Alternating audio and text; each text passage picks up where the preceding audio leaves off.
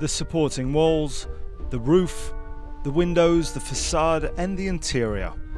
The Charterhouse of Neuville-sous-Montreuil near Le Touquet in northern France has been undergoing gigantic renovation works for a year, works which are scheduled for completion in 2020. 14,000 square meters will be renovated, all at the same time. The biggest undertaking of its kind on one of France's historical monuments. It's a building that for nearly 30 years wasn't completely abandoned, but it wasn't maintained and was very damaged. So there are parts which could crumble, and inside there's also a type of fungus called Serpula lacrymans. And as long as the whole of the building is not sheltered from damp, if we treat only one part, it will reappear in the part we've just treated. The Charterhouse was founded 700 years ago. Around the cloister are 24 small houses. At one time, each of those housed a monk in retreat.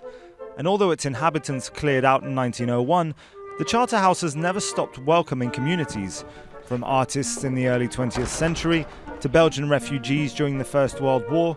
It was even a hospice during the second half of the 20th century.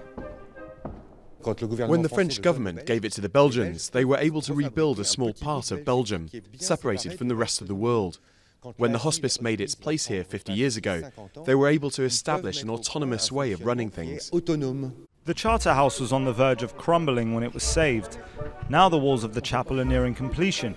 A total of 150 workers from 22 different crafts have come together to renovate this remarkable site. This young mason spent 9 months learning all the techniques specific to the upkeep of historical monuments. Before doing this, I was working on individual houses. I wasn't able to see buildings with a history, so it's always interesting to see buildings that have a past. Since 2008, the Charterhouse has been open to the public, a chance to discover these various chapters of history. But the group behind the maintenance works has other ideas for the future of the site. It will now welcome both a cultural centre and a private hotel, and the cost? €25 million.